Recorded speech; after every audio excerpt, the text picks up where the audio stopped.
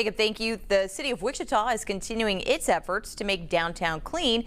This through a beautification project that's now gotten some more funding. Here's Keenan Penn with how downtown Wichita is taking its clean team to a whole new level. We're really in the big leagues now. If you've been in downtown Wichita recently, then you might have noticed a bright pop of color. It's the Downtown Wichita Clean Team, a pilot program that was launched in 2025, dedicated to keeping the downtown area both clean and welcoming at all times. Team members like Dean Mefford making it all happen. Oh my goodness, quite a bit of treasure.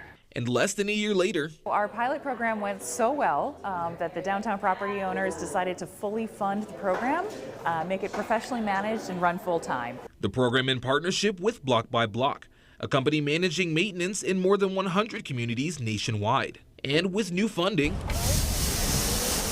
brings some new upgrades. We have an EV Max Wind, which is our electrical sidewalk sweeper.